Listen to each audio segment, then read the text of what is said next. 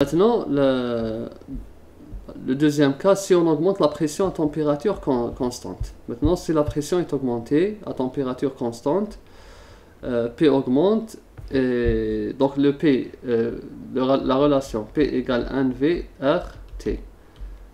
Donc RT c'est constant. Si le P augmente, ça veut dire que le V diminue. D'accord? Donc implique que la concentration, ici, la concentration que je vais appeler C, si le V augmente, diminue, donc la concentration va augmenter. Qu'est-ce que va donc ici, si la concentration augmente, qu'est-ce que la loi de Le Chatelier, qu'est-ce qu'elle dit? C'est de rééquilibrer, c'est-à-dire que la concentration ne doit pas augmenter, donc on va favoriser le sens où le N diminue. D'accord?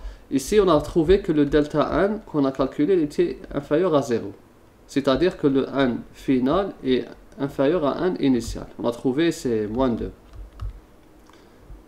Donc, le sens de déplacement ici, comme le N final est... Donc, c'est ici, c'est le sens 1. Donc, regardez là. Là, on a 3. Ici, on a 1. Donc, dans ce sens, le N diminue. Si le nombre de moles diminue dans ce sens, donc, on va favoriser le sens 1. D'accord? Donc, ici, c'est le sens 1, ou bien direct, qui est favorisé, selon la loi de Le Chatelier. Voilà la réponse à la deuxième question. Quand la pression augmente, on va favoriser le sens où le nombre de moles diminue, et c'est le sens 1. Car on a ici 3 et là on a 1. Maintenant, la dernière, si on réalise la réaction en présence d'un catalyseur, bon, le catalyseur n'a aucun effet sur le déplacement. C'est-à-dire que si l'équilibre est favorable dans le sens 1, il reste dans le sens 1. Si c'est le sens 2, il reste dans le sens 2. Par contre, le catalyseur, qu'est-ce qu'il fait? Il fait augmenter la vitesse de la réaction. C'est tout. Le catalyseur, il va, c'est-à-dire pas comme son nom l'indique, il va catalyser, c'est-à-dire faciliter la réaction. Plus technique, c'est-à-dire une définition plus technique, un catalyseur, il fait diminuer l'énergie d'activation.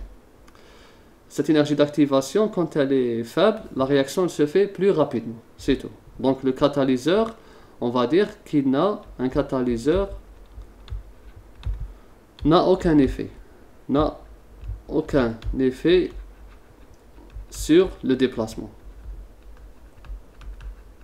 Donc il ne va pas influencer le sens 1 ou bien le sens 2. D'accord? Donc il ne va favoriser ni le sens 1 ni le sens 2. Il va juste augmenter la vitesse de la réaction ou bien diminuer l'énergie d'activation d'une réaction chimique. C'est tout. Maintenant la troisième partie, on va, c'est-à-dire en partant initialement d'une mole de CO et une mole de H2, on va exprimer la constante d'équilibre en fonction des pressions partielles.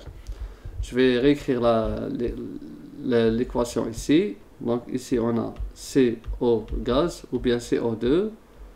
C'est ça en principe. Non, c'est CO, c'est le monoxyde de carbone. Donc CO plus H2 gaz en équilibre qui donne le méthanol gazeux. On va, c'est-à-dire commencer, on va étudier l'équilibre chimique. À T0, j'ai une mole de monoxyde de carbone et une mole de H2. Bien sûr, ici on a 4 H, donc ça va être x2. Un seul C et un seul O. Et là j'ai 0 mole. À l'équilibre, j'aurai moins Xi qui réagissent de CO, ici moins de Xi. Ici j'aurai plus Xi. Je peux mettre en parallèle le nombre de moles total. C'est toujours bien de mettre le nombre de moles total. Donc ici j'ai 2 moles. Ici, donc par rapport au nombre de moles qui réagissent, l'avancement de la réaction, moins 2, moins 1, c'est moins 3, plus 1, c'est moins 2 Xi.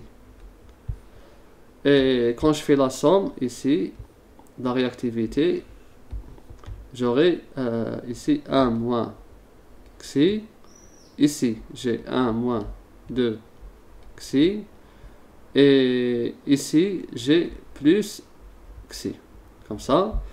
Et ici, j'ai la somme je vais avoir en principe, ça va être la même chose. Donc ça va être, puisque ici j'ai moins 2 xi, donc ça va être 2 moins 2 xi. Voilà, voici.